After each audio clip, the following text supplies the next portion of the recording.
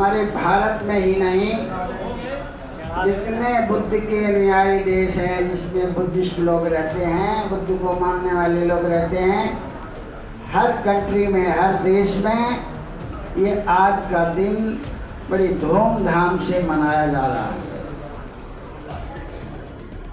क्योंकि आज के दिन ही, जैसा मैंने बताया कि श्वेत नाम के तपस्वी को जो भविष्यवाणी की थी बुद्ध होने की, जब उन्होंने पारमिताएं पूरी की, तो वो आज का दिन ही महारानी महामाया, शुद्धोधन की रानी, आज के दिन वो अपने मायके जाने की आज्ञा मांग रहे थे। क्योंकि पहला बच्चा जन्म देने के लिए मायके जाने की प्रथा थी। इसी उद्देश्य से महारानी देवदेह है अपने जो उनका मायका था वहाँ जाने की आज्ञा मांग रहे हैं। राजा शुद्धोधन बोले कि तुम जानती हो महारानी, आपके किसी भी अनुग्रह को ठुकराया नहीं जाएगा, इसलिए आप चलने की तैयारी करो। कुछ सैनिक तैयार किए गए, उनकी देवी दासियाँ जो सेवा करने वाली थी वो तैयार हुई। महारानी डोली में बैठी, डोली उठाई गई और डोली उठा करके वो कहा लोग चल दिए।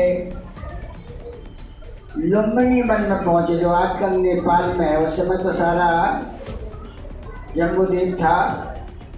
इस जम्बूद्वीप में पहुँचे तो जो वहाँ का लुम्बिनी वन था, लुम्बिनी वन में कदम के पेड़ों की छाया, वहाँ सुगंधित फूल थे। सुगंधित फूलों की वजह से वहाँ की हवा भी सुगंधित हो गई थी। उस मंद मंद बहती सुगंधित हवा को देख करके महारानी का मन हुआ वहाँ ठहरने का। तो आदेश दिया कि डोली को रोको। डोली रोकती गई। महारानी डोली से उतरे, अपने दासियों के साथ उस लुम्बिनी वन में जब घूमने के लिए निकले तो कदम के पेड़ की डालियां हवा के झोंकों से ऊपर से नीचे आती, नीचे से ऊपर जाती। किसी एक डाली को महारानी ने जब पकड़ा तो डाली जब ऊपर को उठी तो उनके झटका लगा, प्रसव पीड़ा बढ़ गई। तुरंत दासियों ने कनापन पर्दा किया। महारानी ने खड़े खड़े ही बच्चे को जन्म दिया,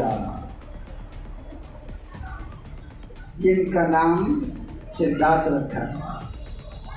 तो जब बच्चा जन्म हो गया तो महारानी ने सोचा जिस काम के लिए हम जा रहे थे मायके, वो काम जब हो ही गया तो अब क्या करेंगे जाकर के। तो वहीं से वो वापस लौटा आकर के उस बच्चे का नाम सिद्धार्थ रखा गया। और महारानी महामाया ने जन्म दिया था सिद्धार्थ को, लेकिन वो 1 हफ्ते के अंदर ही परलोक सिद्धार्थ है। और उस सिद्धार्थ को अपनी बहन प्रजापति गौतमी के हाथों में सौंपा कि बहन, इसको मैं तुम्हें सौंप के जा रही हूँ, इसको तुम ही संभालना।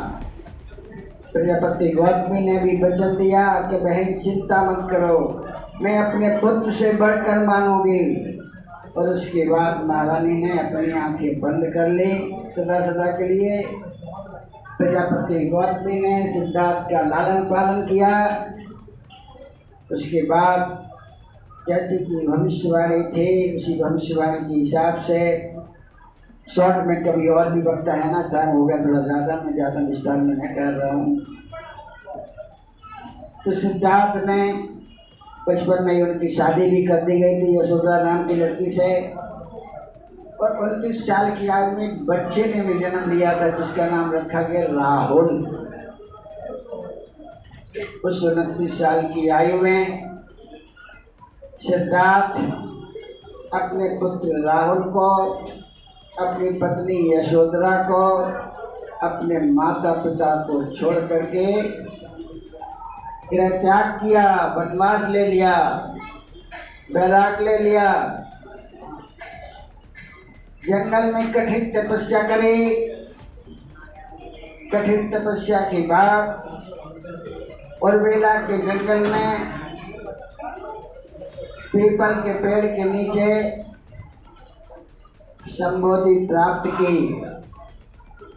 ज्ञान प्राप्त किया, तब ये बुद्ध कहलाए। मैं पहले भी कह चुका हूँ, बुद्ध का होना दुर्लभ है, बुद्ध के दर्शन दुर्लभ हैं। अभी 2500 वर्ष हो गए, अभी तक कोई दूसरा बुद्ध नहीं हुआ।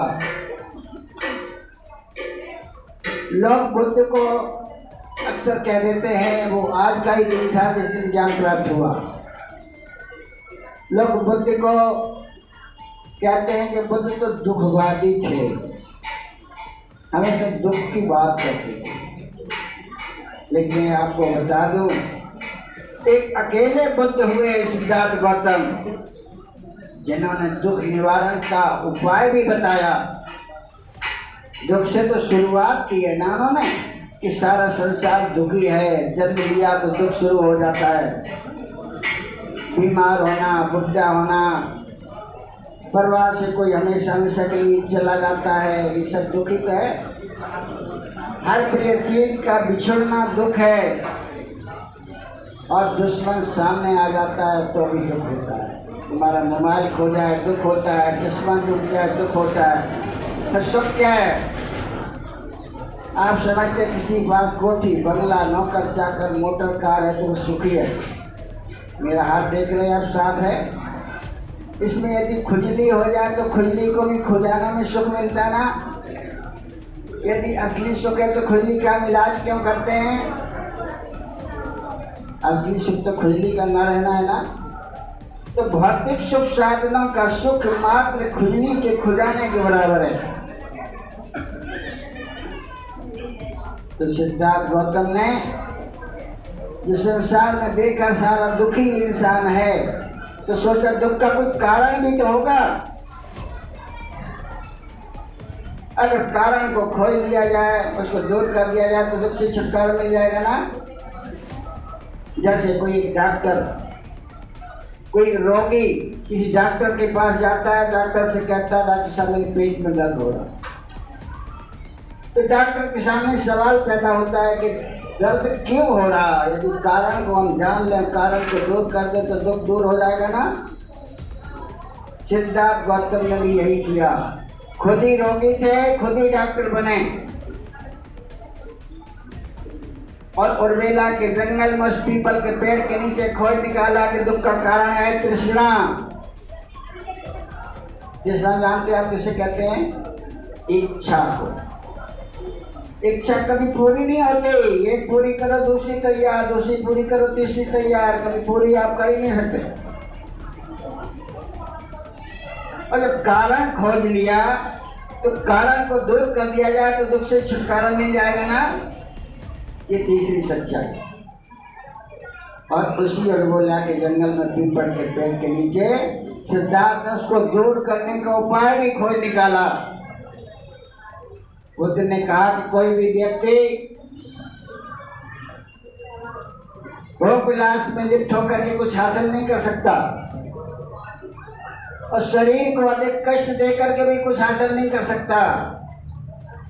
इसलिए बुद्ध ने मध्य मार्ग, बीच का रास्ता सुना। उसी को अष्टांगिक मार्ग कहते हैं। सम्यक दृष्टि, सम्यक वाणी, सम्यक कर्म, सम्यक संकल्प, सम्यक व्यायाम, सम्यक आजीविका, सम्यक स्मृति, सम्यक समाधि। ये 8 अंगों वाला मार्ग है। इस पे चल करके कोई भी व्यक्ति जब 10 पारमिताओं को पूरा कर लेता है तो वो बुद्ध बन जाता है, मुक्त हो जाता है।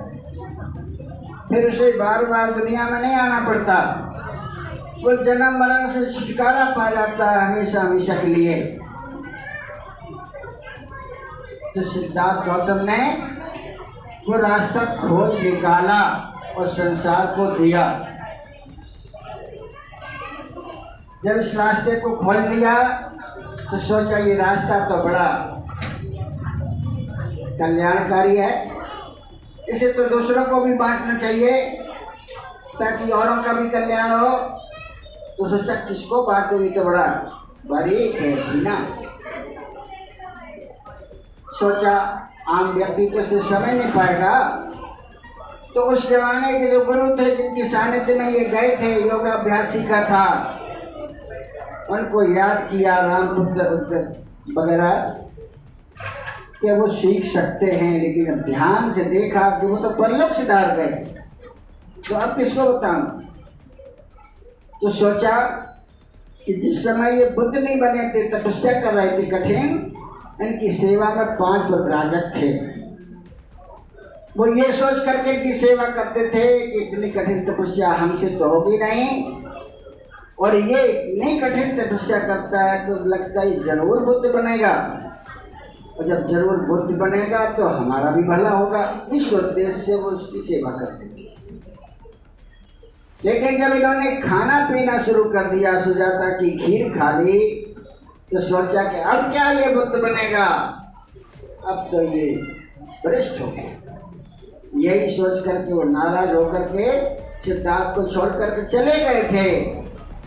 तो वो परब्राजक इनको याद आए कि वो भी समझ सकते हैं। सोचा वो कहाँ मिलेंगे, तो ध्यान से देखा कि उसमें वाराणसी में मृत बिहार में ठहरे हुए हैं। तो बुद्ध चल दिए बनारस की तरफ को। तो रास्ते में पहले बंजारा में व्यापारी, बंजारा व्यापारी करता था, व्यापार करके लौटा था। उसने देखा जब बुद्ध को, तो देखा कहें इतना तपस्वी, इसका तेज कितना चमक रहा है, ऐसे महान पुरुष को तो हमें कुछ दान करना चाहिए, लेकिन हमारे पास तो कुछ दान करने को है नहीं, मैं क्या दान करूं। मात्र थोड़े से सत्तू बचे थे, हिम्मत जुटाई और थोड़े से सत्तू वो भगवान को पेश किए कि भगवान मेरे मन में इच्छा हुई कि आपको कुछ भेंट करूं, लेकिन मेरे पास तो कुछ है नहीं, मामूली थोड़े से सत्तू बचे हैं, आप हमारी भेंट स्वीकार करें। तो भगवान ने उस बंजारे की वो सत्तू स्वीकार किए और पहली दीक्षा उस बंजारे को दी। उसमें संग नहीं था, सिर्फ बुद्धम शरणम गच्छामि धर्मम शरणम गच्छामि बोला। उसके बाद बुद्ध चलते हैं तो वाराणसी में पहुंचे, जहाँ वो 5 प्रहलाद ठहरे हुए थे। उन 5 प्रहलादों ने देखा कि वो गौतम आ रहा है, जो कह रहा था कि मैं बुद्ध बनूंगा। वो भ्रष्ट है ना, मैं उसकी सेवा नहीं करूंगा, आदर नहीं करूंगा, आएगा बैठना होगा तो बैठ जाएगा, ऐसा वो सोच रहे थे। तभी सिद्धार्थ गौतम करीब पहुंचे, तो जैसे जैसे वो करीब पहुंचे उनके हृदय परिवर्तित हुए, वो मजबूर हुए और उठे और आए बुद्ध के पास। किसी ने उनका जीवा संभाला, किसी ने बात संभाला और लेकर के गए, उनको आसन दिया, बिठाया, कोई पानी भर लाया, उनके पैर धोने लगा। अभी बुद्ध ने कोई उपदेश तो नहीं किया, लेकिन प्रभावित हो गए। इसी को कहते हैं प्रज्ञा। प्रज्ञा एक ऐसा बल है जिससे बगैर बोले भी सामने वाले को प्रभावित करने की क्षमता रखता है, और ये प्रज्ञा विपश्यना से ही पैदा होती है।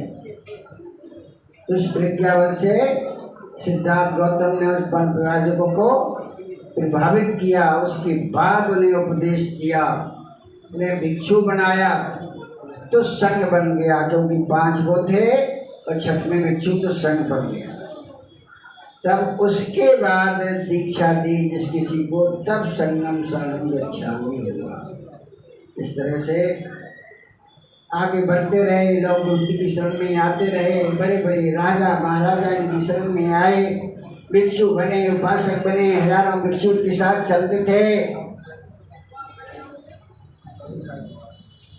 भाई आप लोग जो है ये बाद में कर लेना, ये बैठ जाओ, जब नहीं सुनना चाहते तो चलो बंद करते हैं। अब डिस्टर्ब करते रहते हैं।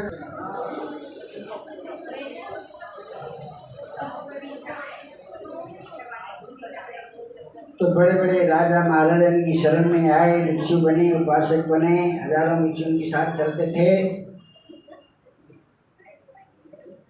ये सोचना,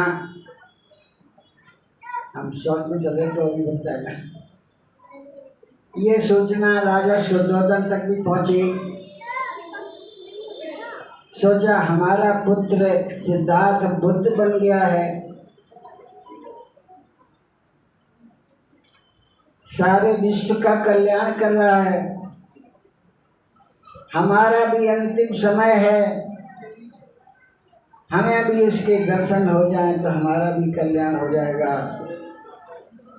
ये सोच करके, क्योंकि जब घर त्याग किया था तब भी आखिर के बुद्ध बुढ़ापा था, उसके बाद 6 साल कठिन तपस्या करी तब बुद्ध बने। फिर उस ज्ञान को बांटना शुरू किया, बांटते रहे तो जर्जर हो गए। उनका अंतिम समय था। इसी उद्देश्य से सिद्धार्थ ने कहा, बुद्ध ने कहा कि हमारा अंतिम समय है, हमें भी बुद्ध के दर्शन हो जाए सिद्धार्थ के। तो इस हेतु सारे पुत्री मौज कल्याण को बारी बारी से भेजा कि तुम जाओ सिद्धार्थ गौतम को बुला के ले आओ कि तुम्हारे पिता श्री तुम्हें याद कर रहे हैं। सारे पुत्र मौज कल्याण बारी बारी से क्रम से एक करके गए। उस समय भगवान राजगिरी के बेलवर विहार में ठहरे हुए थे। भगवान के पास गए, भगवान की वंदना की, भगवान से देशना सुनी और देशना सुन के वो प्रभावित होते थे तो वहीं जीवन पहन करके भिक्षु बन के वही रहते। न सार पुत्र लौट करके आए और न ही मौज कल्याण लौट करके आए। तो एक उदाई नाम का व्यक्ति था जिसका जन्म जिस दिन सिद्धार्थ का जन्म हुआ था उसी दिन हुआ था। सिद्धार्थ का बचपन का सखा था। इसलिए शुद्धोधन ने कहा, बेटा उदाई, ये काम तो तू ही कर सकता है, वो तेरा बचपन का सखा है, मुझे विश्वास है वो तेरी बात जरूर मानेगा। तो उदाई बोला, राजन मैं ऐसा पवित्र काम जरूर करूंगा, लेकिन एक शर्त पर कि मुझे भी प्रवज्ञा मिले। तो राजा बोले, तुम प्रवज्ञित हो मैं घर में रहो, मुझे तो एक बार सिद्धार्थ से मिला दो। तो उदाई जाता है, राजगिरी बेलवन विहार तक पहुंचा, भगवान की वंदना की, भगवान ने कपिलवस्तु की कुशल छेद पूछी तो उदाई ने बताया। उसके बाद उदाई बोला, भगवान मैं जिस काम से आया हूँ मैं अकेला नहीं, हमसे पहले भी आए हैं जो ये सीवर पहने बैठे अमुक अमुक व्यक्ति, ये भी हमसे पहले आए इसी काम से, लेकिन कोई लौट करके नहीं गया। इसलिए आपके पिताश्री ने मुझे भेजा है, आप कपिलवस्तु पधारिए। मैं आपके पिताश्री की ऐसी इच्छा है, वो वृद्ध है। भगवान ने जब ये बात उदाई की सुनी तो बोले कि उदाई तुम लौट जाओ और कपिलवस्तु के लोगों को जाकर के संदेशा दो कि मैं कपिलवस्तु लौटूंगा, लेकिन ये वर्षा काल चल रहा है, जैसे वर्षा काल समाप्त होगा तो मैं कपिलवस्तु के लिए प्रस्थान करूंगा। तो उदाई पहुंचा कपिलवस्तु और कपिलवस्तु में जाकर के संदेशा दिया कि भगवान ने हमारा निमंत्रण स्वीकार कर लिया है। उन्होंने कहा ये वर्षा काल चल रहा है, जैसे वर्षा काल समाप्त होगा तो हम कपिलवस्तु के लिए प्रस्थान करेंगे।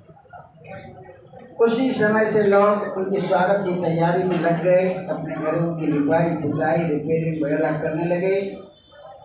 जैसे ही वर्षा काल समाप्त हुआ, भगवान ने 500 भिक्षुओं को वहीं छोड़ा, 500 भिक्षुओं को साथ में लिया और कपिल वस्तु के लिए रवाना हुए। कार्तिक की अमावस्या के दिन कपिल वस्तु में प्रवेश किया तो खुशी के दिए जलाई गई, मिठाइयाँ बांटी गई। इस तरह से भगवान बुद्ध ने अपने पिता शुद्धोधन से मुलाकात की। उसके बाद थोड़ा संक्षेप करता हूँ। भगवान चलते रहते हैं, लोगों को धर्म देते रहते हैं। माघी पूर्णिमा का दिन था। अब बुद्ध भी वृद्ध हो गए थे।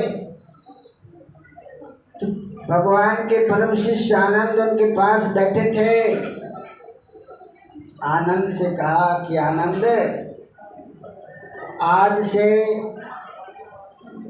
3 माह बाद ये बुद्ध मैं अपना शरीर छोड़ दूंगा। तो आनंद दुखी हुए कि भगवान ऐसा कैसे कर सकते हैं आप, हम सबको छोड़ करके अभी आप कैसे जा सकते हैं, हम सब तो अनाथ हो जाएंगे। तो बुद्ध ने समझाया कि बेटा आनंद, ये मृत्यु निश्चित है।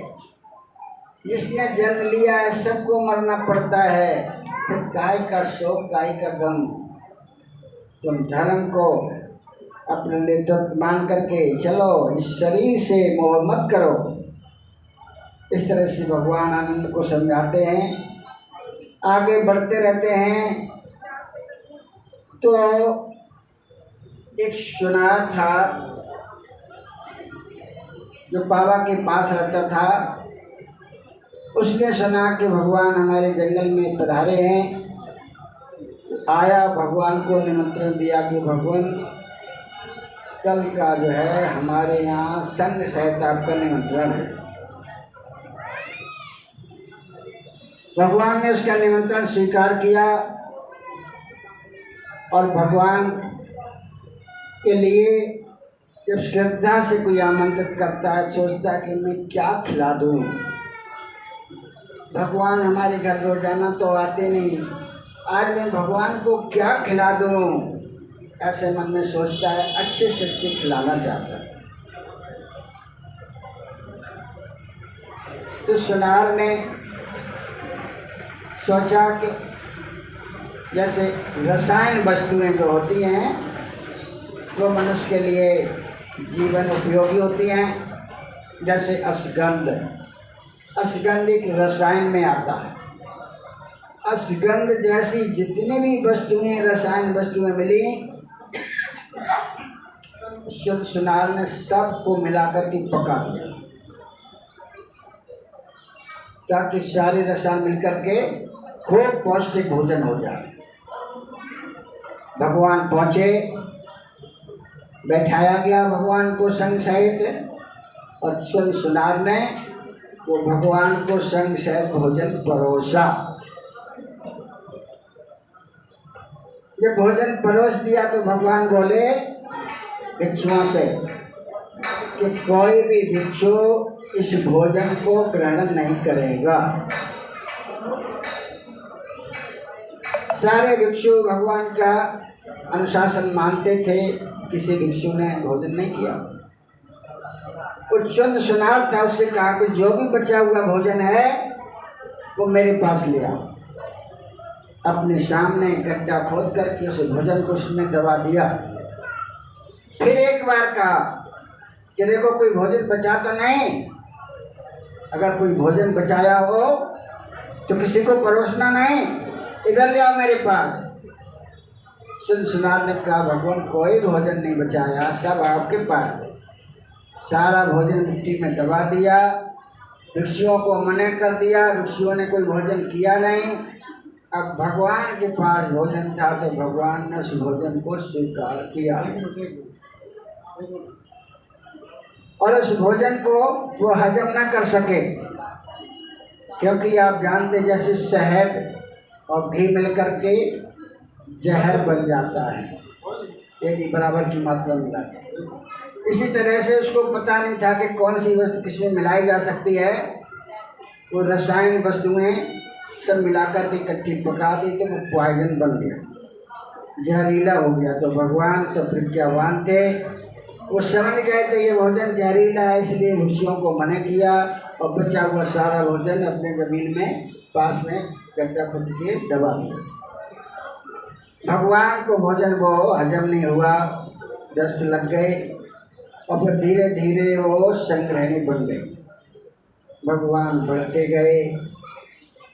हाँ, थोड़ा एक मैं क्लियर कर दूँ बात। यहाँ पाली भाषा में कहीं लिखा मिलता है शूकर मद्दो, जिसका अर्थ होता है सुअर के बच्चे का मीट।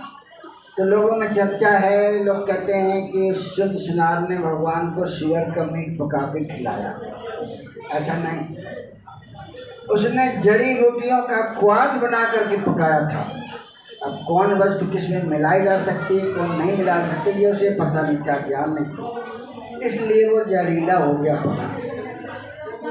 भगवान बाबा से उस भोजन चंद्रसुधार का भोजन करके चल लेते हैं। कुशीनारा में पहुँचे, थक गए थे भगवान, पैदल चलते थे, भोजन कर नहीं सकते थे, भोजन नहीं होता था। तो वहाँ जब पहुँचे तो वहाँ साल बंद थे, छाया में भगवान ने कहा मैं विश्राम करूँगा। तो आनंद ने उनके लिए संघाटी बिछा दी और संघाटी बिछाई तो भगवान उसके लेट गए। भगवान ने कहा पानी चाहिए, तो पानी लेने के लिए आनंद चले गए पानी की व्यवस्था करने। पानी थोड़ी देर में लेकर के आए, भगवान को पिलाया। तो भगवान ने कहा कुशीनारा के सारे उपासक उपासिकाओं को सूचना दे दो। कोई बात में ये ना कह पाए कि मैंने भगवान के दर्शन नहीं कर पाए।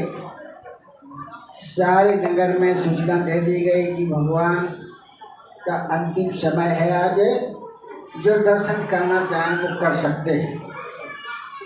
तो कुशीनारा के सभी उपासक उपासिकाएं आने लगे, दर्शन करने लगे। और एक सुदत्त नाम का एक व्यक्ति था,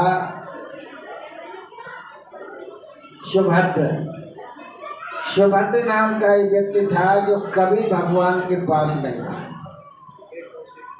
उसने सोचा कि अरे भगवान आज के बाद तो जाने वाले हैं दुनिया से, मैं उनसे मिल ही नहीं पाया, आज चलो मैं भी मिल लेता हूँ।